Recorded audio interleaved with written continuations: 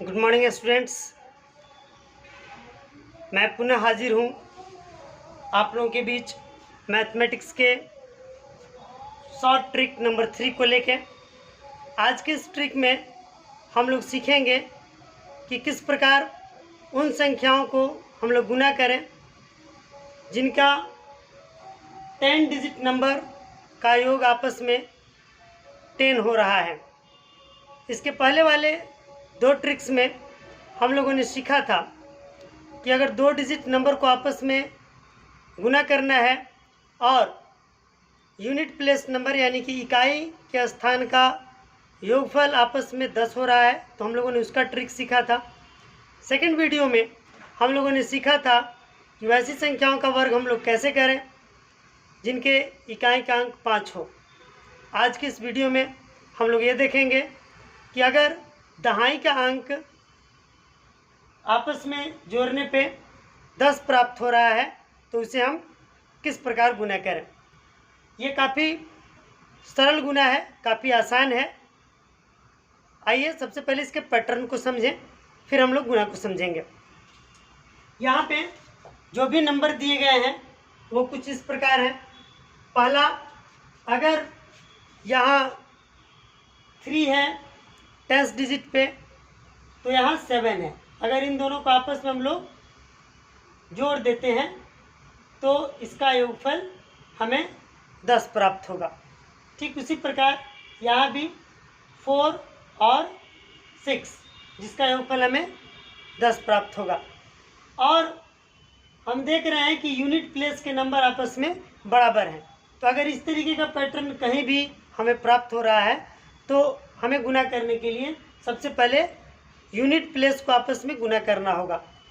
यदि unit place पे आने वाला नंबर 1 डिजिट नंबर हो, जैसे कि 1 हो, तो उसे 1 न लिख के हम लोग 01 लिखेंगे। यदि 5 हो तो उसे 5 न लिख के 05 लिखेंगे। लेकिन ये कंडीशन सिर्फ और सिर्फ यूनिट प्लेस के नंबर्स के लिए ही होगा, टेंस प्लेस के लिए इसे हम लागू नहीं करेंगे। तो आइए पहले तो इस तरीके से इसको गुना कर लेंगे और फिर टेंस प्लेस को आपस में गुना करेंगे और तब इस यूनिट प्लेस वाले किसी एक अंक को जोड़ देंगे। आइए करके देखते हैं।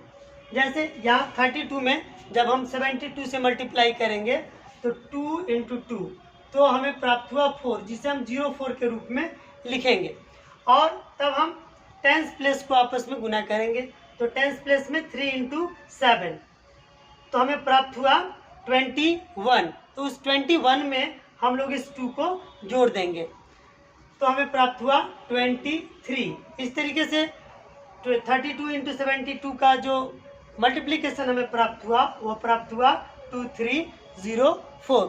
इसी तरीके से अगले पैटर्न को हम लोग अगर देखें तो हम पाते हैं कि अगर इस 3 में 3 से गुना करें तो 9 आया, जिसे हम 09 के रूप में लिखेंगे। और फिर इस 4 को इस 6 के साथ मल्टीप्लाई करेंगे तो 6 चौका 24। इस 24 में अगर हम 3 जोड़ दें तो हमें प्राप्त होगा 27। इस तरीके से इसका मल्टीप्लिकेशन हमें प्राप्त हुआ 2709।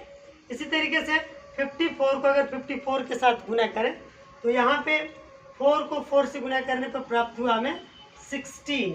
और फिर इस 5 को 5 से गुना करें तो 25 प्राप्त होगा। उस 25 में हमें इस 4 को जोड़ना होगा तो हमें प्राप्त हुआ 29। अब इस 82 को अगर 22 से गुना करें तो इस 2 को 2 से गुना करेंगे तो 4 प्राप्त होगा, जिसे हम लोग 04 के रूप में लिखेंगे। और फिर 8 को अगर 2 से गुना कर रहे हैं तो 16 प्राप्त होगा। इस 16 में हमें 2 को ऐड करना होगा तो हमें 18 प्राप्त हुआ। इस तरीके से 1804 हमारा आंसर हुआ। इसी तरीके से 74 को अगर 34 के साथ गुना करें तो यूनिट डिजिट नंबर 44 को अगर हम आपस में गुना करते हैं तो हमें प्राप्त होता है 16। और फिर इस 7 को 3 से अगर मल्टीप्लाई करते हैं तो हमें प्राप्त होता है 21। और उस 21 में हम 4 जोड़ दें तो हमें प्राप्त होगा 25।